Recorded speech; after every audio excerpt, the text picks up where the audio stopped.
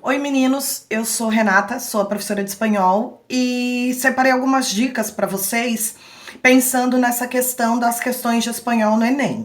Vocês sabem que já há alguns anos vocês podem escolher entre o inglês e o espanhol como língua estrangeira e como eu vou puxar a sardinha para o meu lado, acho a língua espanhola uma opção muito melhor.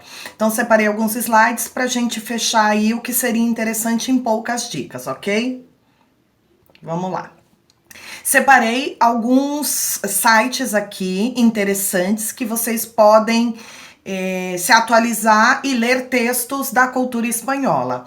Jornal El País ou Jornal La Nación, o site da National Geographic que tem a versão em espanhol, revista Enge, uma revista de cultura, aqui no cantinho Fundação Biblioteca Virtual Miguel de Cervantes, para procurar mais textos literários e textos da cultura hispânica e hispano-americana, e o site Ex Solidária, ok? Então essa é a minha primeira dica. Atualizem-se sobre os assuntos em língua espanhola e atualizem-se também em textos provenientes da cultura espanhola e hispânica. Segunda dica,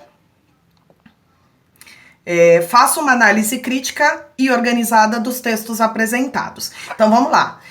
Cada questão vem com um texto e esses textos eles variam muito o gênero textual. Charge, notícia, narrativa. Então são vários gêneros textuais. Aí vamos lá. Primeiro eu vou ler e vou analisar o título e o subtítulo do meu texto para saber do que se trata.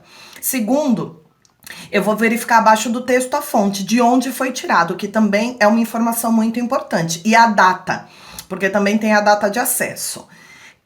Analise com atenção as imagens.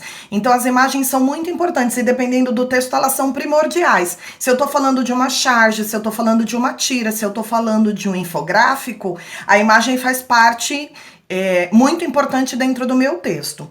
E por último, eu vou ler o enunciado e as alternativas de respostas para aquela questão.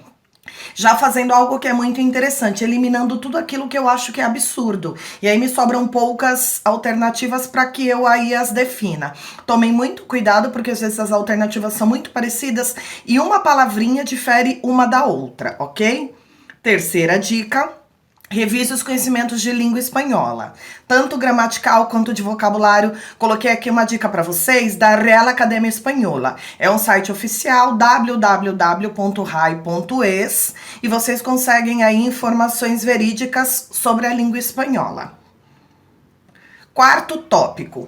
Fiquem atentos aos falsos cognatos, chamados falsos amigos em espanhol, que são aquelas palavras que em português significam uma coisa e em espanhol significam outra. Totalmente contrária. Coloquei um exemplo aí para vocês. Baço e floreiro.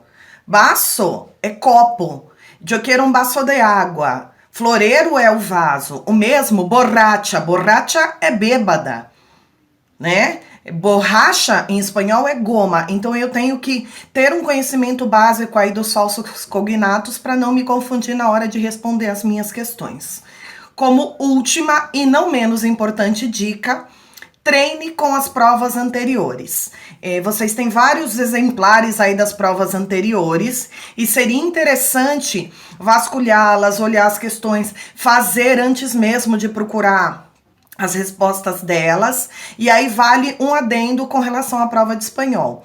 Os textos são em espanhol, mas as questões e as alternativas vêm em português. Espero ter ajudado vocês com essas dicas. Hasta la próxima. Besitos.